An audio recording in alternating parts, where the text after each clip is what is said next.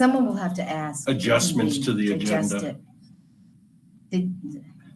I always thought old business gets finished first, but Well, then again, when I look at our It's a town lot to things, drive it's there, unfinished and then business it's is not- last. going It all on. depends on, Yeah.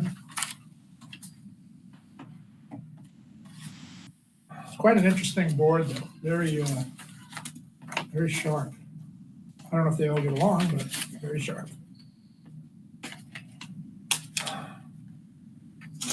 All diverse backgrounds. Yeah. How about the chair? He's a writer, but he also translates documents into English, I call it. Confusing documents into something that's readable. there he is, the Florida Hi, boy. guys. Here. You couldn't find a parking place? They probably How are you? not, because what's going on? Oh, was I supposed to take something up there?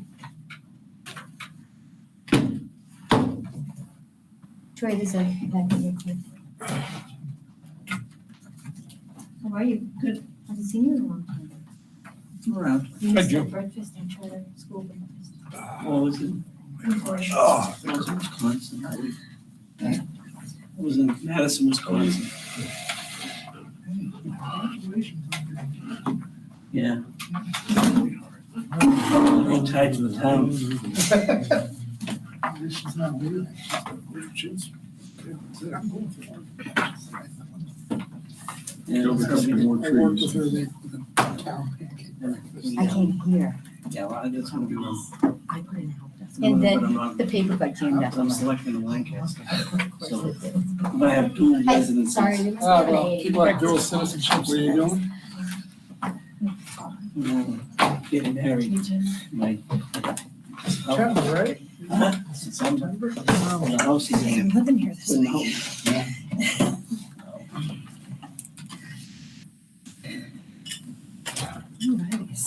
Well, I got 2 cruises booked. I do too. I'm going in November, I'm going in February. I'm going in November and I'm going in December, side by side. Oh, yeah. I'm doing a 10-night one, the 20th to the 30th of November.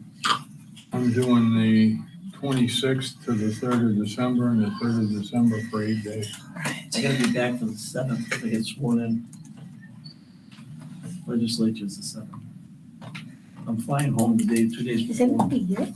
I'm just, Norm around here. Come in, 10 or. I'm so fed up with the world right now, I just want to get away. Yeah, but you don't want to go to a foreign country because you may not get back. Yeah, if I don't get off the ship. Ships. My daughter just got back, she did Italy, Yeah. Venice and Montenegro and all the way around. She ended up in Rome. She's gone for 3 weeks. She Chris was just cruise said and then no she shower. flew to Yep. Paris. So she just got back. Well, I've got, She just has test getting on the boat. yeah. Did you I've hear got, from anyone about anticipated absences? tonight? 26th, I leave, go to on the Mardi Gras. I think so. They should bring And I it go up from to their the mother. Western Caribbean. Well, you know, No, I travel agent 7 really liked days. it.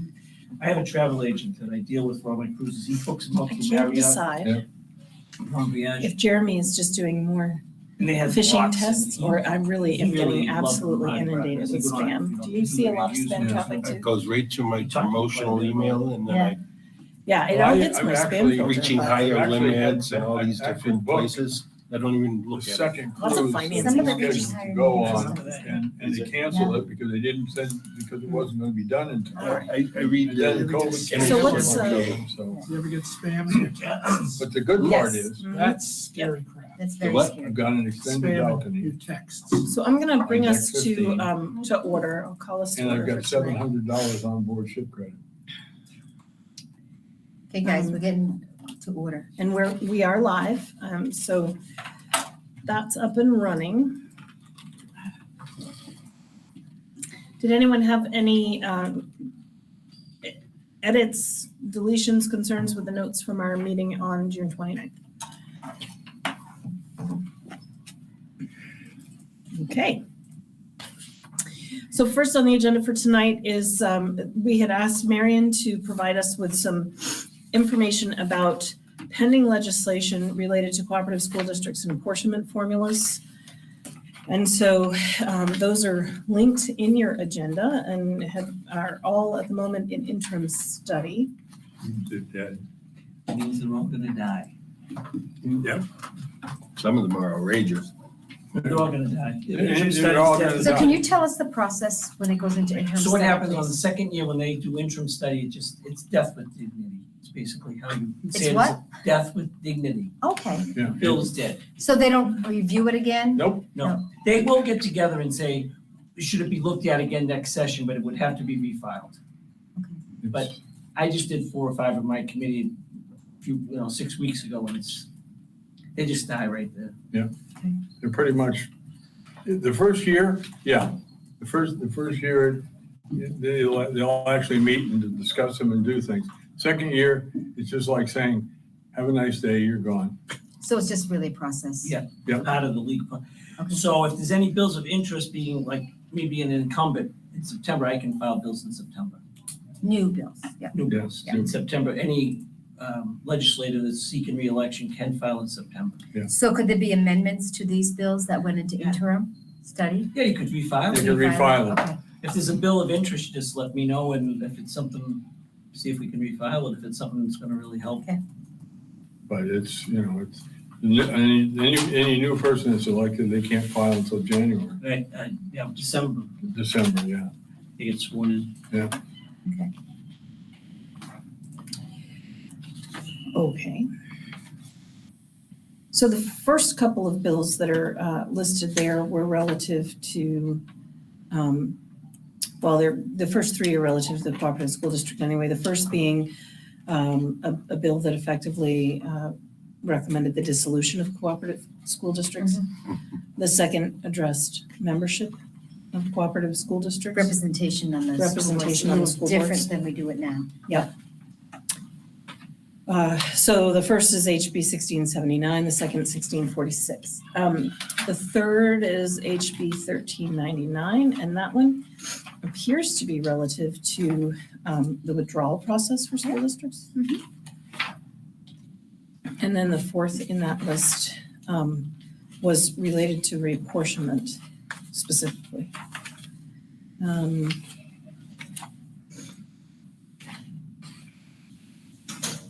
And so with all of those recommended to interim study, that's interesting. That's helpful information in terms of what happens next with it. Yeah, Yeah, some Do of you these- have any sense of whether they may be reintroduced this fall, Troy? I can tell you that the first bill had a tremendous amount of pushback. The other one with the reapportionment, a lot of towns spoke out because a similar situation to what we're looking at here, when you have, in the Lakes region, we have some incredibly rich towns, and then a lot of poorer towns around them, and that was a tremendous amount of pushback on that bill. The legislators down there were really, so that's why most of these died.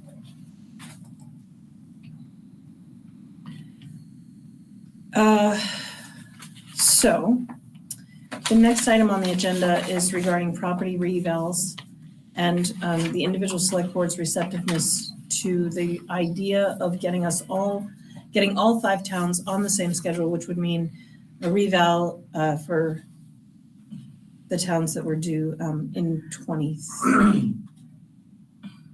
So that's John for Whitefield, Chris for Carroll, and Jefferson would be I one. can tell you that the board Monday is dead set against Okay, an early revow.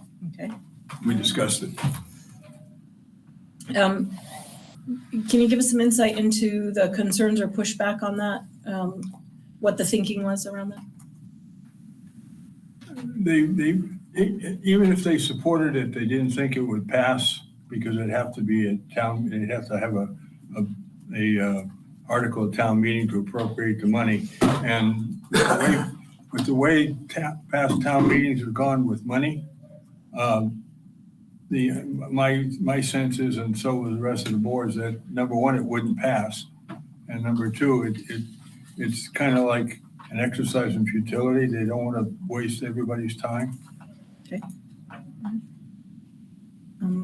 Chris, do you know if that's been kicked around? Carol said that 1 year is not gonna make that big a difference if they were stick with the 2022. You know, even if it's off by 10%, that's not gonna change the figures that much. It won't go down 10%. So you'll use this year's? Yeah, and they said they don't think the people who are doing the reval will get on board next year in time, because you can't decide till March. It has to go on either a warrant or a line item for the budget. We don't know what happens at warrant meetings. Okay, so the hanging feedback, I guess, is from Norm and Jefferson, but it feels like if 2 of the 3 towns say no, it's not likely a thing that will move forward. And to be honest, one of the things that I've really struggled with in looking at materials since our last meeting is the ever-hanging question for me, which is, what is so different about our district that we would do something radically different than what's happening in other cooperative school districts? And the idea of moving everyone to the same reval schedule is a different idea. So, we'll close the loop with Norm around the sentiment coming from Jefferson, but it sort of feels like that particular option is not really on the table for the district. There's a question out there about the town meeting or warrant article language for changing reval dates, and it looks, Marion, from the note in the agenda, like you weren't able to get that because people are out, but it sort of feels moot at this point. Chris Or made Chris, those calls. Okay. Yeah, and calls and emails and got no response. I went to the Department of Revenue Administration rather than incur the legal bill asking legal questions. But the questions are still out there. They could answer her. Okay, all right. Fair enough. Yeah. I guess then I would just say there's less urgency on that, if it sounds like it's not an avenue we would pursue. Okay.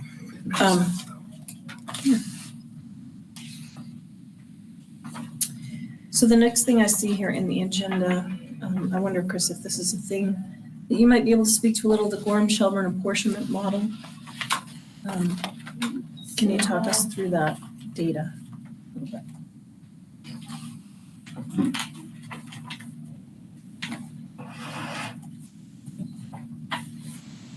So it's about halfway through your packet. And it's like bar chart. And it's written right on the top, Gorham-Sherman model. Gorham-Shelburne model. So the Gorham-Shelburne model, how it differs from us is we take the entire budget and net of other revenue, non-tax revenue, and that's what gets allocated. And that's allocated based 60% on average daily membership, 40% equalized valuation from the most recent available year, which the effect ends up usually being not the immediate year before, but the one before that. And Gorham-Shelburne splits their budget into 2 parts. They look at what is the how much of it is operating expense versus how much of it is capital expense. And for capital expense, they if you were to look at the MS 22 where we report the budget, there's a function, 4,000 functions, that's facility acquisition or facility construction, architectural fees, those kinds of things.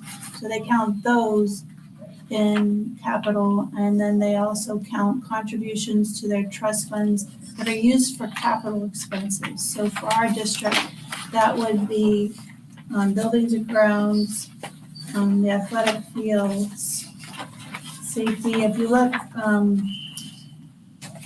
1, 2, 3 pages back, there's all of the data and it's outlined what's included in there. It's a spreadsheet. So that 4,000 series, so for us in this example, that's $15,004. The $4 comes out because of the no means no rule, so we drop $1 until going to reserve the option. And then what was contributed to the buildings and grounds, life safety, fire truck, road maintenance and paving, and the athletic fields. What page is that? So 4 back, Three back from this, Not So- including this? Page 4 of that Sheldon Gorham packet. right. I didn't see $15,000. So it's in the third box where it says what got pulled out as Yeah. capital budget item. And so the capital budget items get allocated based 100% on equalized valuation. And the rest of the operating budget net of non-tax revenue gets allocated based on 95% average daily membership and 5% equalized valuation with using a rolling 3-year average of those figures. So the advantage of a rolling 3-year average is that it smooths out the bumps. Especially in a district like ours where the numbers are pretty small. And like we recently had a family with 6 kids that moved out of the district, and that was 10% of the enrollment from Carroll. So our numbers are so small, that we're subject to huge swings in average daily membership especially. So using a 3-year average would smooth it. And so what I presented here was where we had been talking about moving to 80-20 model. We would phase it in over 5 years. And so here I assumed phasing this in over 5 years. And otherwise, this is exactly the same kind of data we've been using. It's, the same budget. It's everything that was used for setting the calendar year 2021 tax rates to support the 21-22 school year.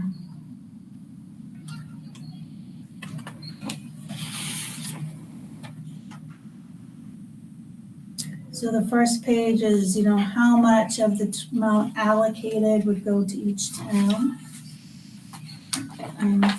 The next page is the local education tax rates. The SWEP tax rates would stay the same. That's set by the Department of Revenue Administration. So then the third page looks at the apportionment per pupil.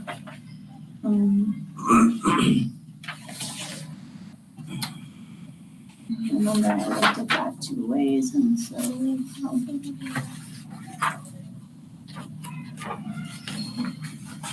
Remind me again. I want to make sure, confirm whether this is per pupil in a given town or if this is per pupil in the whole district, because I looked both ways.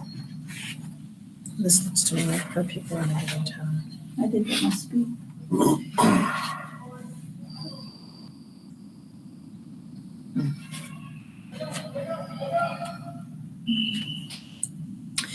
Remind me again Yes, on the it's in price that per mil why given town. Dalton's is so high.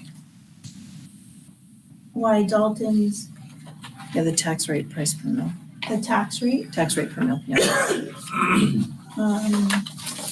it's a mathematical result. You take what their allocation is in the formula divided by their equalized valuation, and so it'll be because their equalized valuation is relatively small compared to the other town.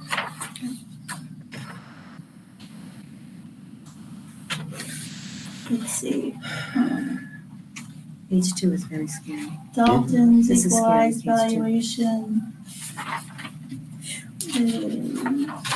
I have, without utilities, 79 million, and with utilities, 84 million and 21. Yeah, so the one without utilities gets used for the local portion, and the one with utilities gets used for the swept portion.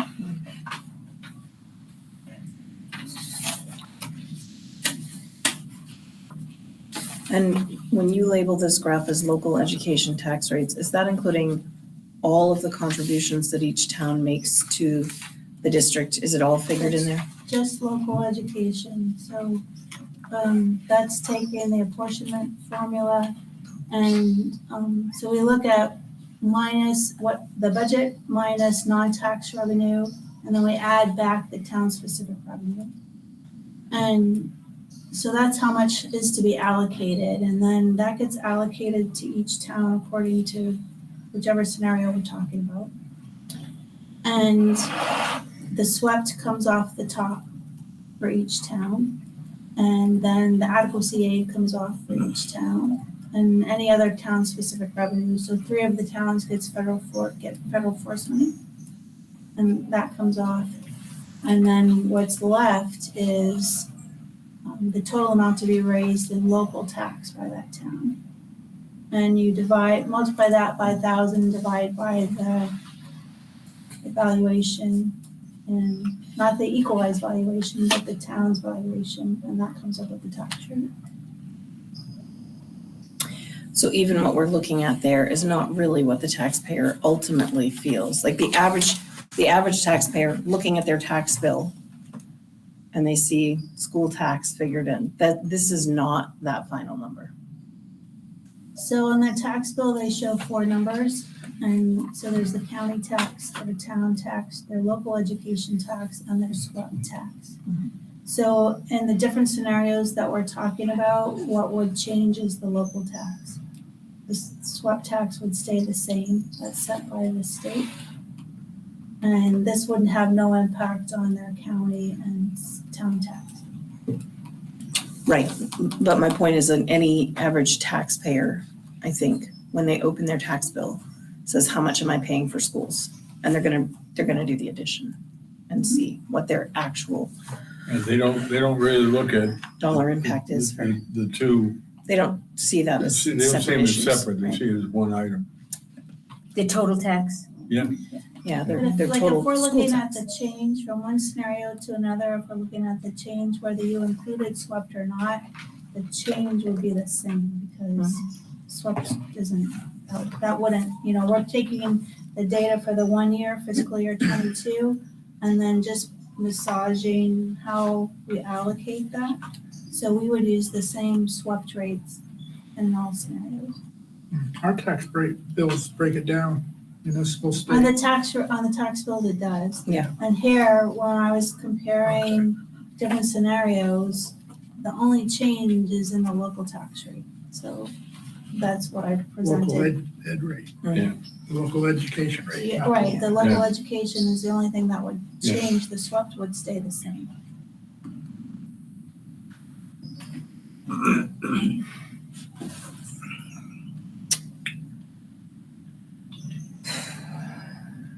Okay.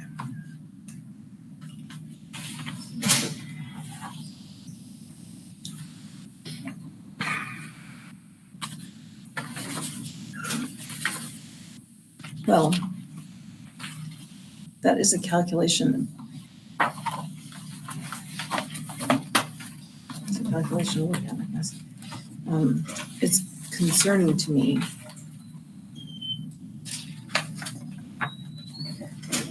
that page 2 is a hard graph to look at, really. I'm challenged when I see that calculation creates a change for Dalton that is almost as much as the final rate per mil for Carroll. And puts Dalton at about 5 times the Carroll rate. Because that's, again, another town in our district with limited enrollment.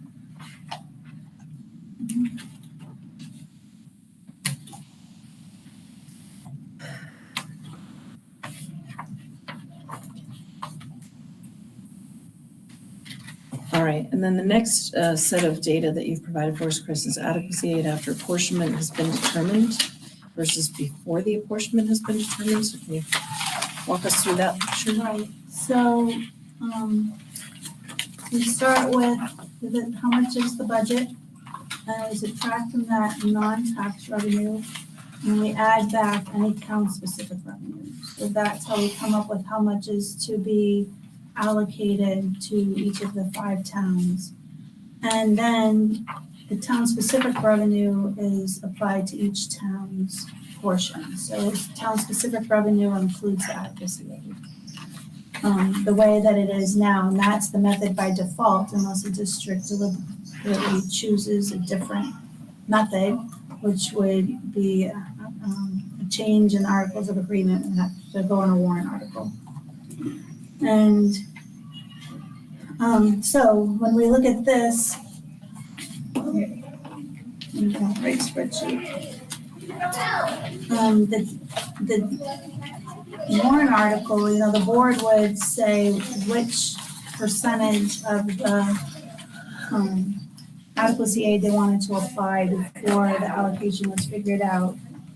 And so here there are how we actually do it with the local assessment for towns enrollment and the local assessment for total enrollment. And then to look at the local tax rates and the total tax rates that would be with the SWEPT. And given the first one is where it says current calendar year 2022, that would of all of the adequacy aid is applied to each of the individual towns.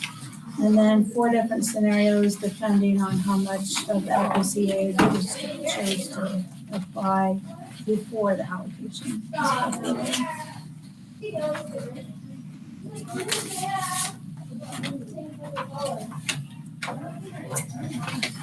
I want to make sure I understand what you're saying there for those 4 alternative scenarios on these data sets. So when the label on the chart says with 25% adequacy aid before apportionment, are you saying then that 25% of the total adequacy aid available to the district is shared across the towns before the apportionment rates are set? Correct. And then the other 75% is allocated to each individual town that receives adequacy aid. So the rightmost scenario with 100% of adequacy aid applied to the school budget before the remainder of that budget is apportioned. Correct. Just like other non-tax revenue, like the tuition from Vermont students or special education aid, things like that.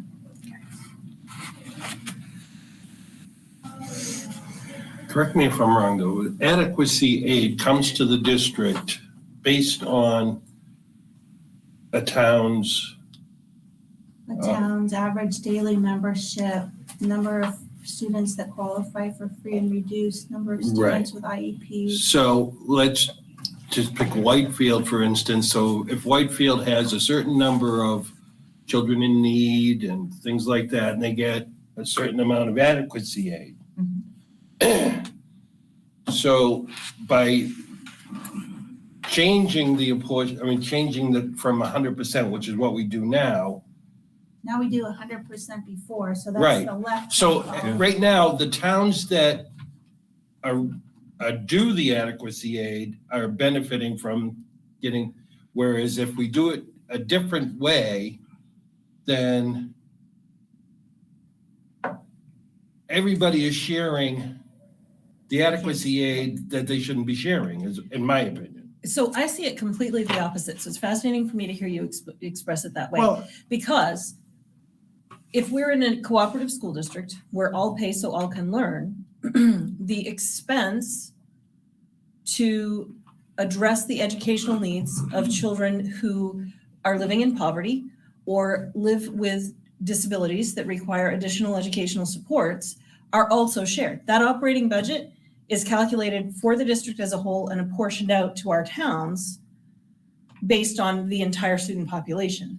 We don't set an operating budget for the kids who come from Whitefield and an operating budget for the kids who come from Lancaster. and I would So agree if with we that. take the adequacy aid that's intended to offset the increased expense for all of the students in our district, the state calculates it based on the zip code of the kids who live but we don't, in a cooperative school district, calculate the cost of education for Whitefield instead of the cost of education for Carroll, for example. So like when we have heard over and over again that the cost per Carroll pupil, but that's not really what you're looking at.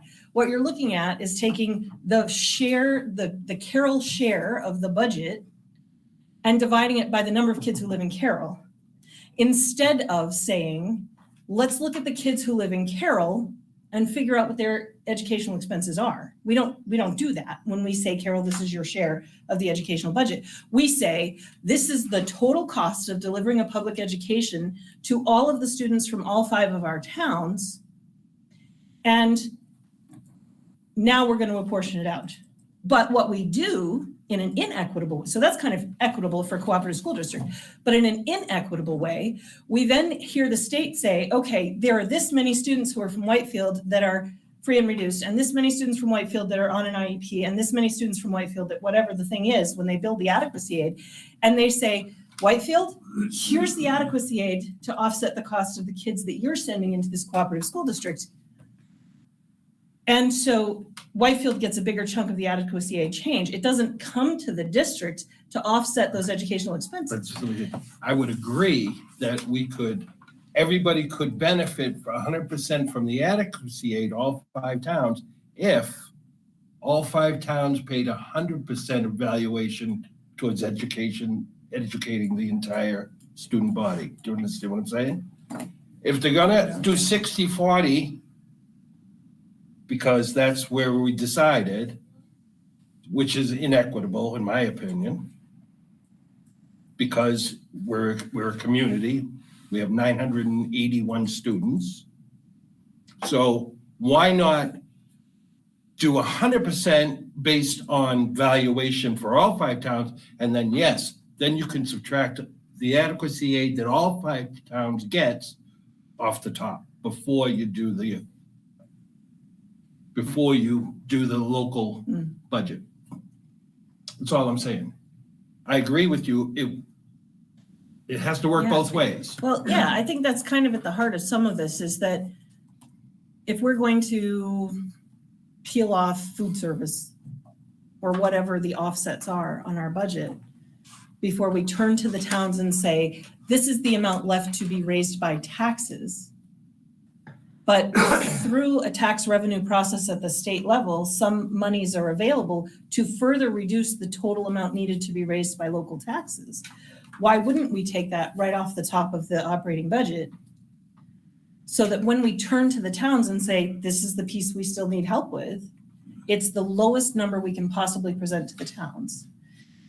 So that we've given credit to the entire budget for the all pay so all can learn, like we've addressed that piece. And then we look to the towns to say, okay, now how do you want to figure out what your share is? So just in terms of information sake, right, when they calculate the adequacy aid, they take those enrollment numbers and, or average daily membership numbers to calculate out how much of the aid would be. And then that gets compared to the swept tax. And so the reason why Carol doesn't in a normal, so for the new fiscal year that just started, things are different because of the reduction in swept tax and the hold harmless clause. But in a normal year, Carol doesn't get adequacy aid because what's raised and swept exceeds what is calculated by the amount of adequacy aid.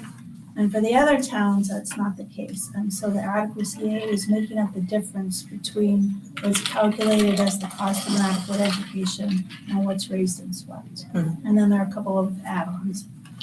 I think for me, the thing is though, and I don't know what's real in terms of our student population, so I'm making this piece up.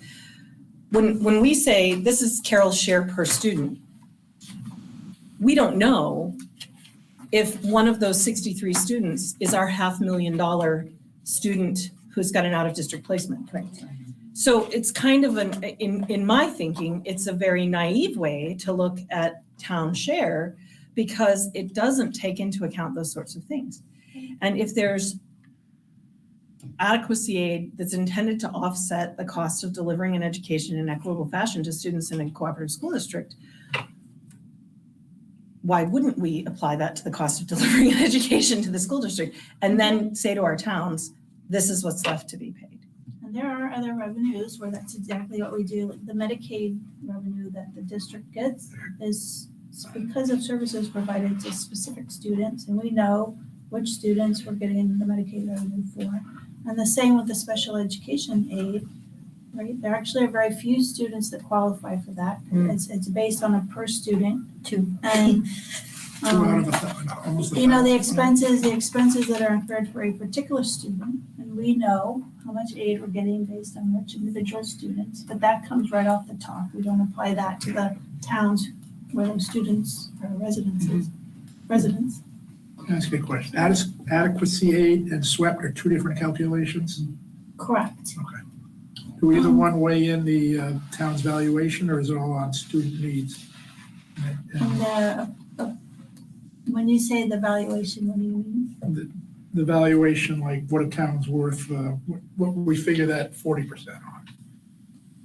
The equalized valuation, so that's not, Does that play in that either? equalized valuation, no, that's based on, trying to, because everybody's on this 5-year rotation and not everybody's revals are happening at the same time, and the real estate markets are different in different parts of the state. That's an attempt to equalize those values. Chris, were you asking if, No, when they figure the SWEP or adequacy age, do they look at the town's valuation, or is it student needs or population of students? No, that's, there's X number of dollars to be raised, and this is the total equalized valuation for the state. So, You said That's something the- about students that are poverty. oh, that's for the Class- adequacy aid? For yes, the adequacy aid, they look at, there's this flat dollar amount per so ADM. each kid is calculated about $3,900. and And then- then there's a little extra for somebody that qualifies for free and reduced, and a little extra for people, 3rd graders that read below. So pretty much the person who wrote the IRS code did this, huh? No, people like Troy And John. Yep. and John, right? I said it in the first meetings, I sat on Division II Finance this year. I did the budget. And the $100 million cut and swept. And that, I mean, the one that gained is Carroll, when we cut the $100 million, because you never got adequacy aid. So you And get it, and you're getting it this year. And still, even with the cut as of yesterday, we closed out the fiscal year with a $400 million bubble in the state. So we may be doing this again the next budget. That hold harmless clause is why this fiscal year that just started, Carol get, I think it's about $250,000 in adequacy aid. And that's because of the reduction in swept would have otherwise increased. So would have, what am I trying to say? Would have reduced, because if they don't get adequacy aid, it would have reduced what was, because swept comes from the state, right? Not really, but they say it comes from the state. And it would have reduced that state aid. So they're kicking in adequacy aid to make up the difference. Very complicated. It is, IRS code.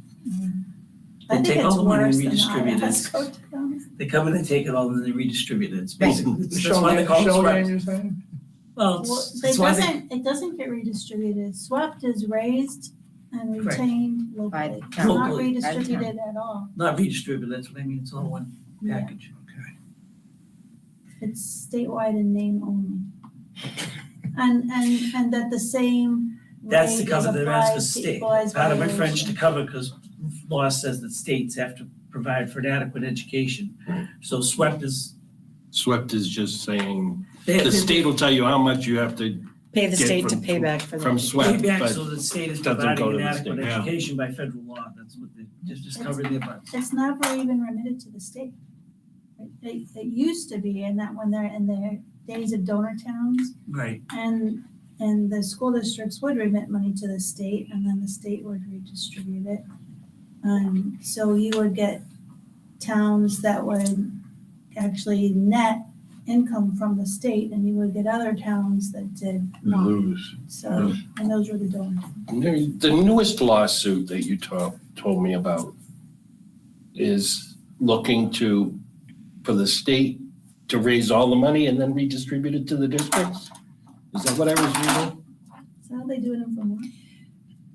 Yeah, but I don't know which one I So- told you about. There's a new suit on the books that's challenging the definition of an adequate That Right, education. yeah. that's, yeah, that's the, Lincoln? no, it's the one that they've already done it once. Oh, that's Condo. Conval, yeah.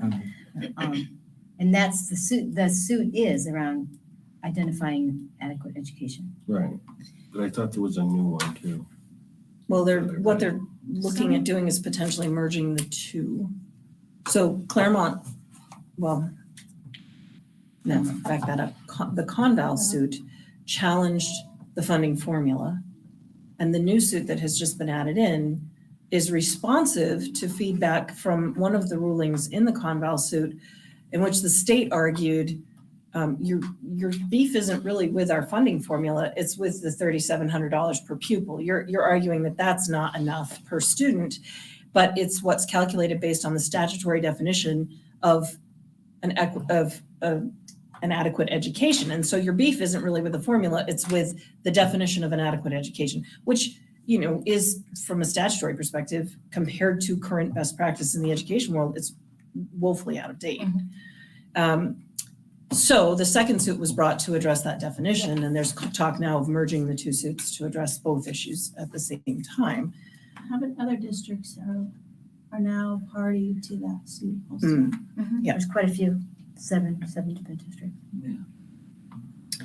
So that was a piece I wanted to raise here, and I'm sorry we don't have Jefferson and Dalton with us tonight because I want to be sure all 5 towns have the opportunity to weigh in. But those are really big questions being satisfied at the state level that could potentially have ramifications on reapportionment formulas and on, more importantly, the bottom line, like more importantly for our taxpayers, the bottom line of what we actually end up turning to the towns to ask for funding.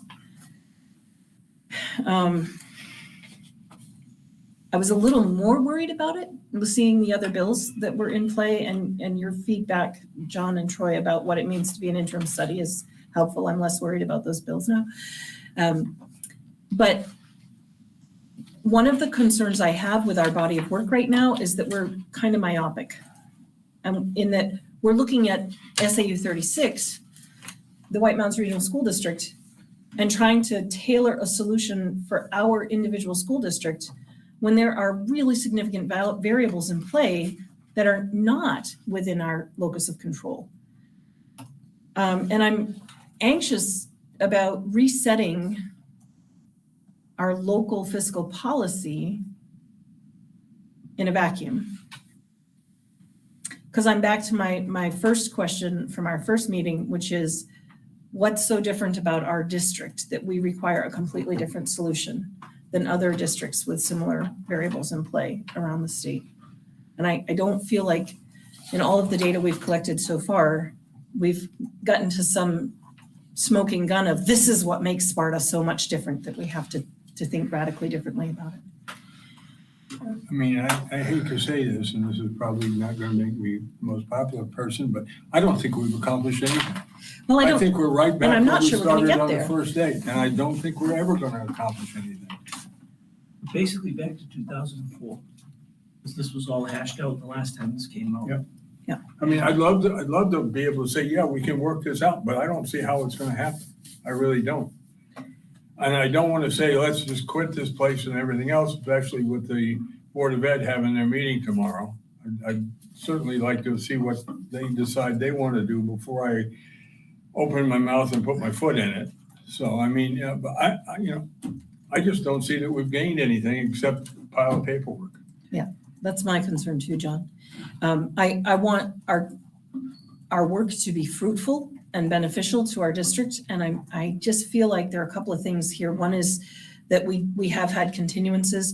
This work is separate. It was intended to run separate from and parallel to the withdrawal question. And I do want to continue to think about apportionment separately from Right. withdrawal because they are two separate issues. But we also can't deny the fact that the decision that gets made by the DOE may have significant ramifications on the apportionment conversation.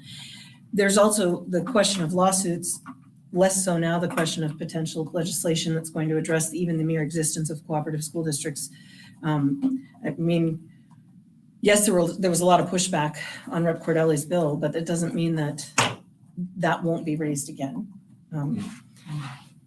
So a couple of thoughts that came to me and, in the last week or so, one was, there might be value in bringing in someone from the outside who does have a better state view here, whether it's folks from the school funding project or I'd love to think we could just invite Andrew Valinsky to the table and he would show up in Whitefield. I don't know if that's a thing that he would be willing to do, to talk a little bit about kind of where we're headed potentially at the state level. I think another option is to sort of suspend our work pending whatever we hear from the DOE and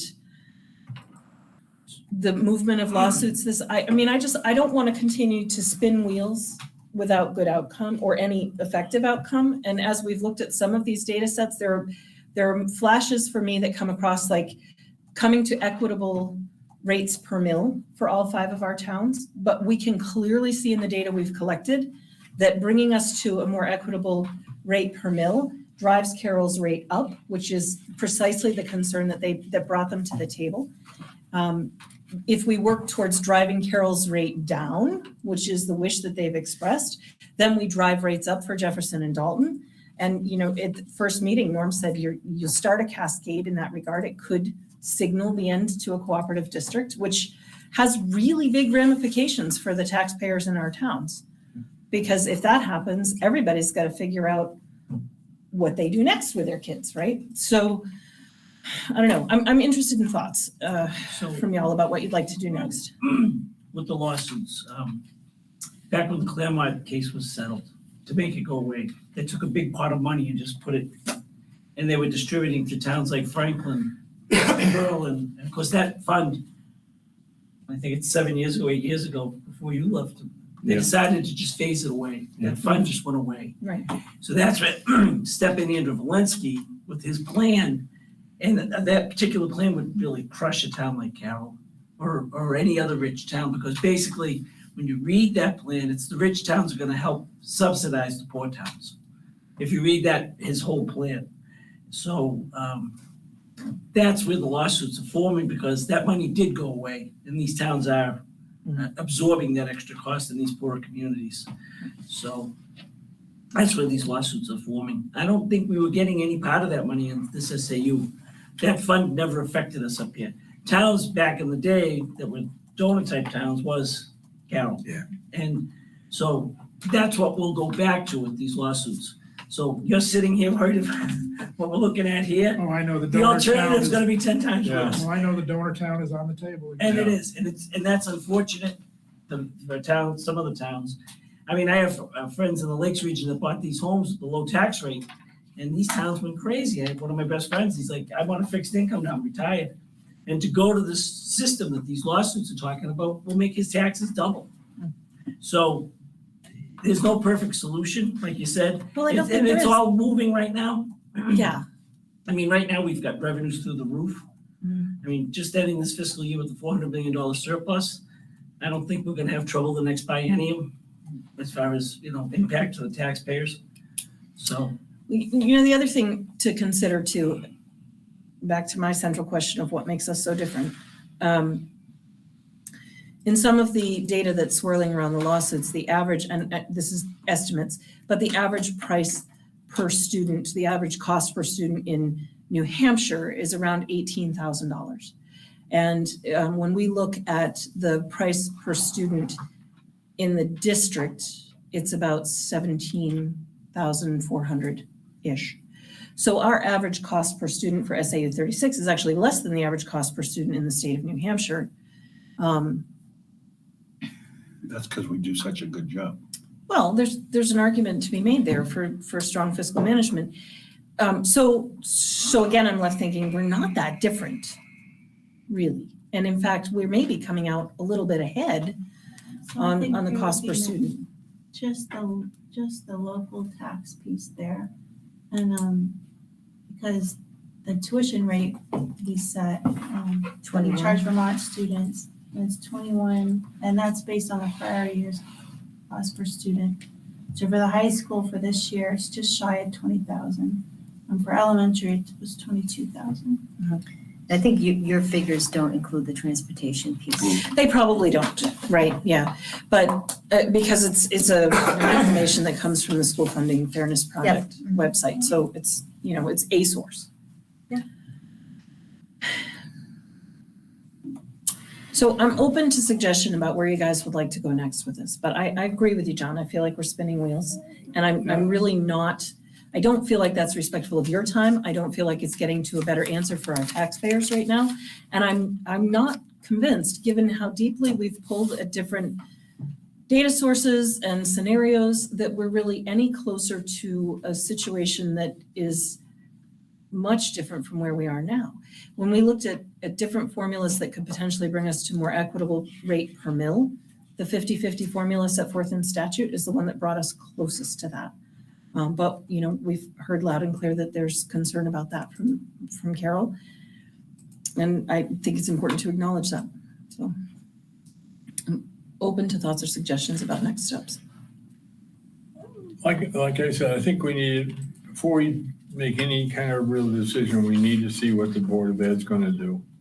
You know, because if they make the decision, it can throw a monkey wrench into this whole thing, or it can just leave it what we're doing alone. We won't know until after they make their decision. So I'm hesitant to say let's do anything until we find out what they want to do. Well, where would this board go if they rule in favor of Carol or they rule against Carol? This reapportionment going to continue, or is it over once tomorrow's decision is made? I don't know. I can't answer that, because that's a decision that the whole committee has to make. But I just don't want to see us sitting here going over numbers and things like that, and having people come in here and spend the time. Now, it's great for me. I don't have to go to bingo because I'm here.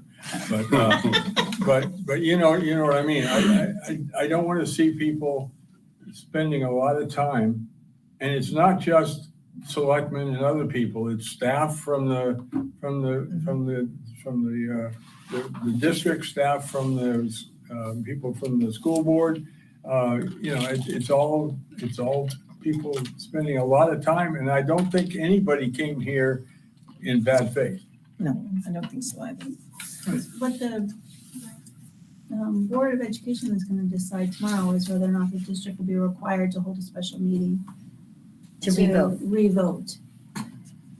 So if the board votes go in favor of Carol, we'll be holding a special meeting, and the voters in all 5 towns will get to vote again on the warrant article that was on March's warrant. That's not going to change.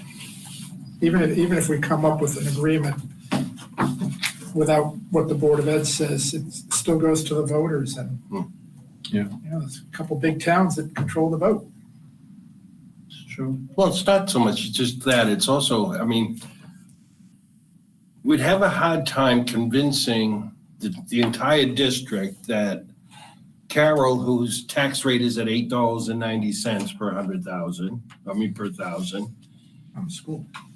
For the school, $8.90 roughly, not counting swept. We don't get any. No, it's, no, less than you pay SWAP, that's what.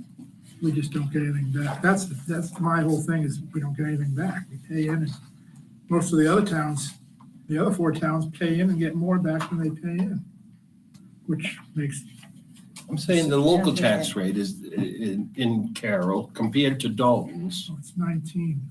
Hmm? The whole No, tax- not talking municipal, I'm just talking school. The school It's tax. 8 something. Well, our 678. 678, and Dalton's is at 12 something, right? Yeah, 12.59. So in order for us to change this apportionment, we're talking, in order for Carroll to go down to hopefully $3 or $4, Dalton's gonna have to go up Closer to 4. $2 to $3, and Lancaster's gonna have to go up $1, and Whitefield's gonna have to go up $1 or $2.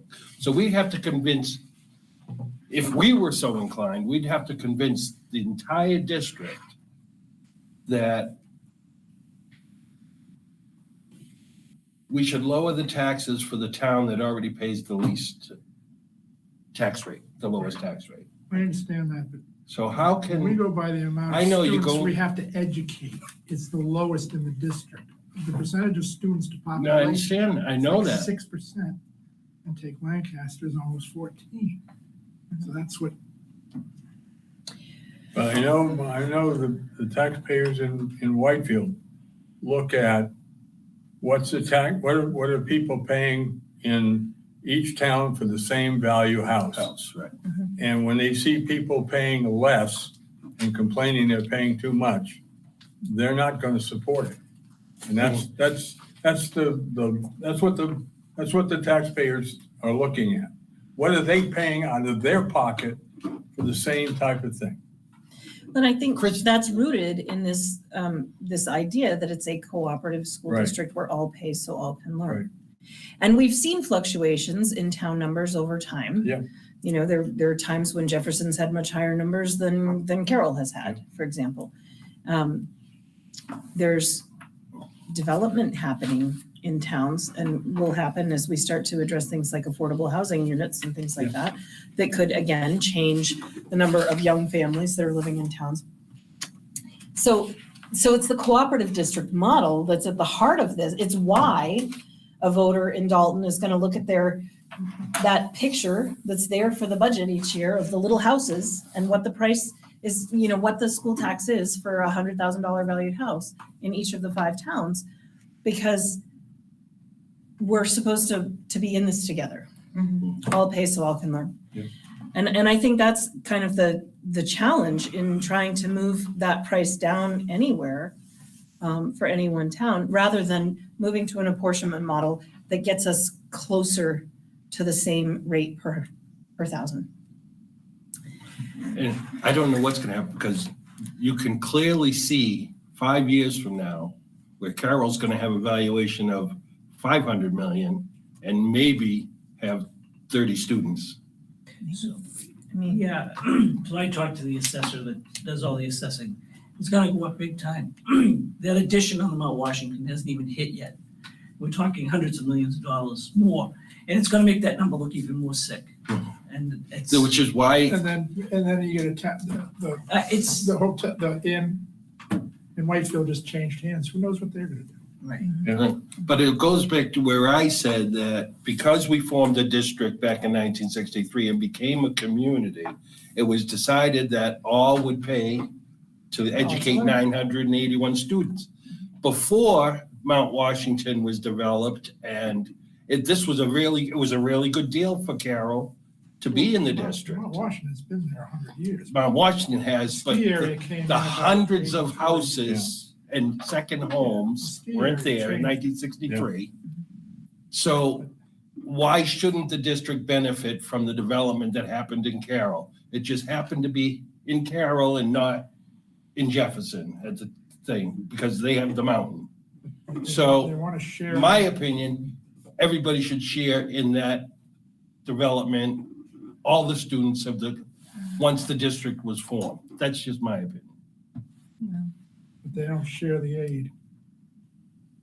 That's my opinion. well, and so That to proposal- the calculation that Chris has provided us tonight, that's maybe the one little bright light that I've seen so far, and that is that if adequacy aid is applied before apportionment,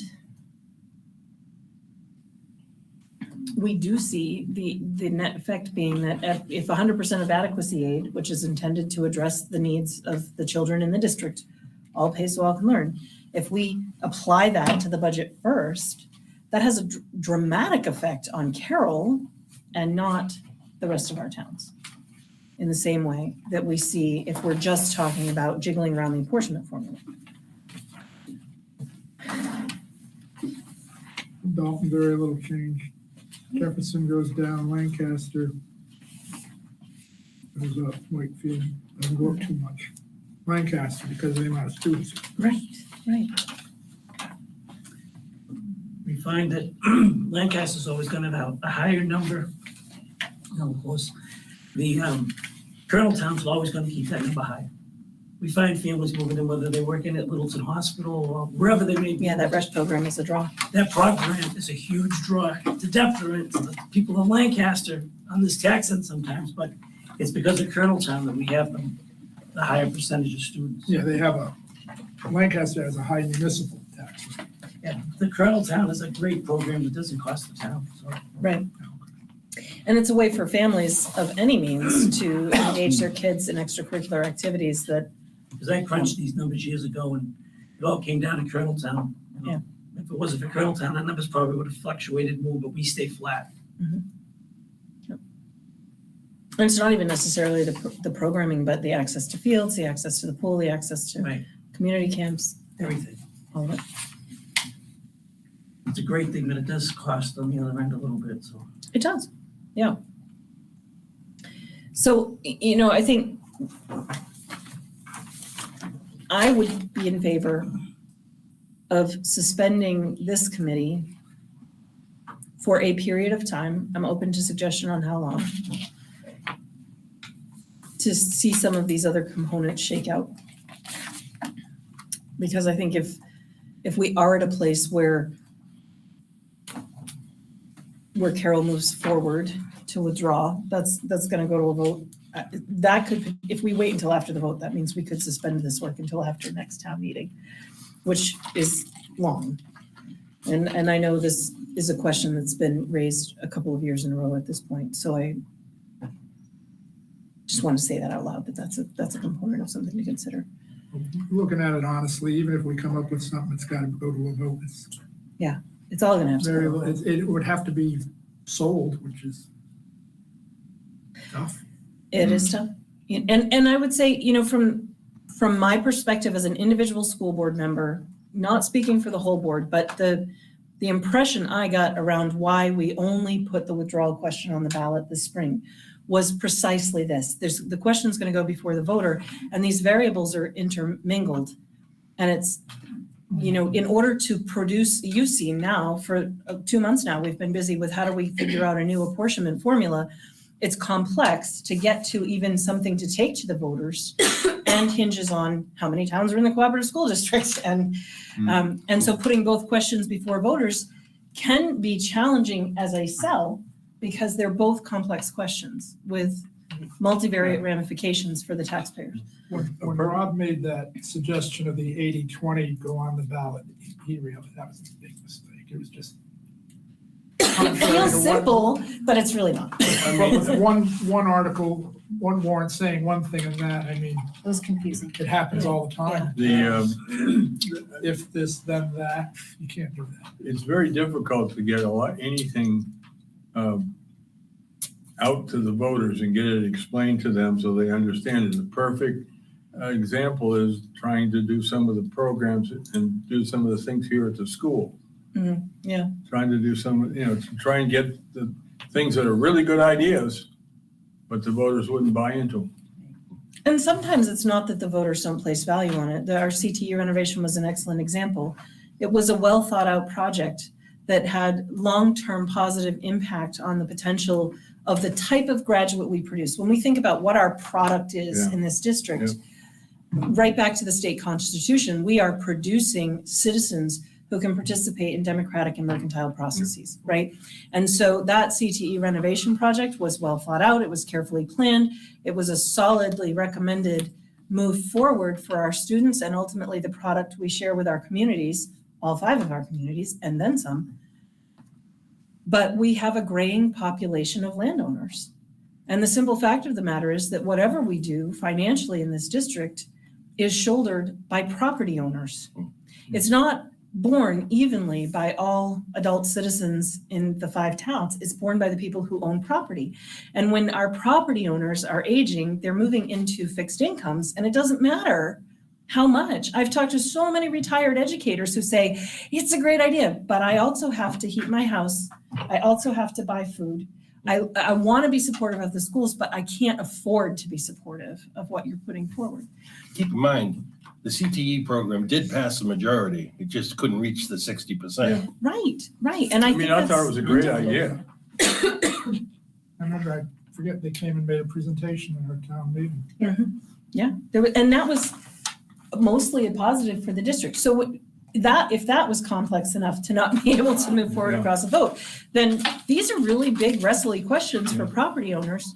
And the other thing I would say is you don't necessarily see the property tax payers in some of those information sessions. You probably would here because it's directly a question that rests on the tax rate component, but A lot of Carol's property owners can't vote, which is very strange to me. They should be- they should be Because they allowed- don't Because live they're in not the state. residents. Well, I Half of didn't, I them. didn't live in Connecticut, but I own property. If you pay over $900 in property tax, you can vote on, in municipal matters. And both, so you could vote both in, Municipal matters only, not elections. but you I could could vote vote in about the school Connecticut and the and budget. Dalton, I mean, in Carroll. Wow, as a landowner in As a that, landowner. yeah. Mhm. That goes back to the Like, It makes. revolutionary Why can't I times say, when you know, only I the paid- landowners could vote. I paid $5,000 a year in taxes there. I should have a say in how it's spent. You can by not living there or not having a house there. No, I had a house there. And I was allowed to vote. It's not an election. I couldn't vote for selectmen or, I couldn't vote in a national election Like, twice. this goes back to when I did the deep dive and I saw that of 670 properties in Bretton Woods, 630 are owned by out-of-state entities. Oh, yeah. Oh, yeah. But then I looked at Jefferson. 50% of Jefferson is owned by out-of-state residents. And quite a few in Whitefield, Whitefield. Lancaster.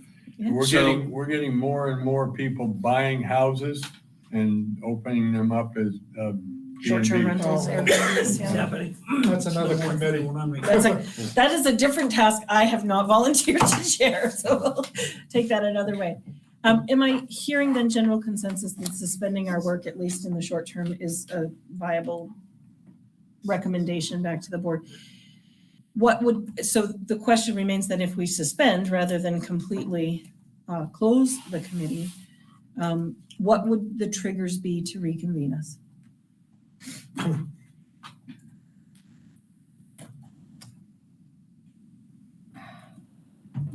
No, it has to be a legislative change, which Yeah. may not happen in this. Yeah.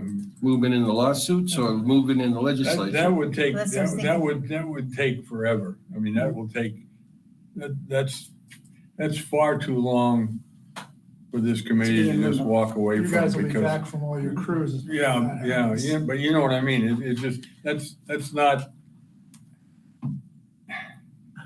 The other thing we could do is dissolve the committee, make a recommendation to the school board that they dissolve this committee and pick the question up again when other triggers are met. And that leaves us not dangling as this convened committee, but does place the recommendation back to the school board to say, this is still something that should be addressed periodically. I mean, I think the school board should look at apportionment periodically anyway.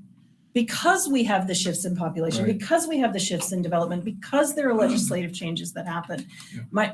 Personally, I think the school board should be looking at apportionment formulas with some level of regularity, not annually, by any stretch of the No. imagination, but every 10 years? 50. I mean, we've been a district now for 50 years, so I'm not 60 going 60 about years. 10 years a year. no. 10 years, yeah. I'm over here. probably not gonna be breathing by then.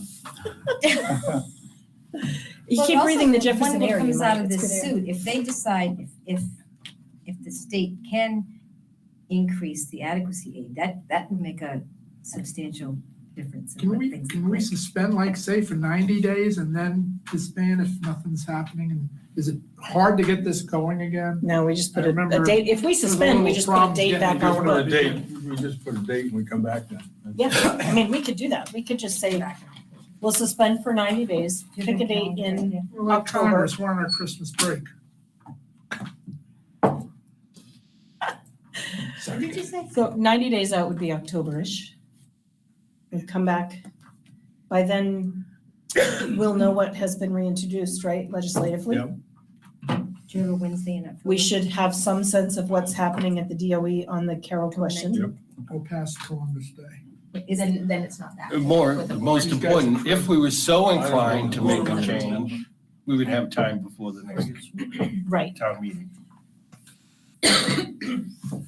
right. We should just go home today and see what happens tomorrow and then make email vote. So if we went for like October 19th, Should be back. I put the 17th, it's a Wednesday. 17th? No, 19th. No, 19th, 19th, Wednesday. you had it right. I'm going on a 4-week land cruise, In October? if I can afford the diesel. Yeah. You sure you don't want to think about an electric car instead? Have to stop too many times to charge to get down. Yeah. It's beautiful there. Go put a RV across and go to the balloon fest. Mhm. Oh, yeah, that's cool. My Okay. former neighbors moved there. 3 places. I'm inviting everybody to this. All right, so tomorrow at the school board meeting, the update I will bring from this committee is that we've come to the conclusion that it makes sense to suspend for 90 days. What do we just say, suspend? Leave it open. And then we can reconvene on Google Vote or whatever and say goodnight. I think if we're gonna do that, then we should have some clear triggers for what would reconvene us. Leaving the 90-day would require a trigger. I think it might be easier to have it on everybody's calendars than to try to get closer to the date and then try to get it. Trying on to set it up, everybody's because calendar. you're gonna have people that have got plans out. Mhm. So I think, I tend to agree. Okay, so let's put it on the 19th. The agenda items already, we know will be, what's the update on the Carroll withdrawal question? What's the update on legislative filings? What's the update on the You ready now? funding lawsuits? Yeah, and for tomorrow night, we can just say that our next meeting is in October because. Because there's a lot of stuff That's what we moving, decided, and it's summertime, and and we're not making headway. I appreciate y'all Made a being, lot of, I think we made headway. We just haven't had done trouble with it. one direction and knowing whether we'll get to a town, district-wide vote. Well, Did you get the invitation? all right. And I have. Make sure.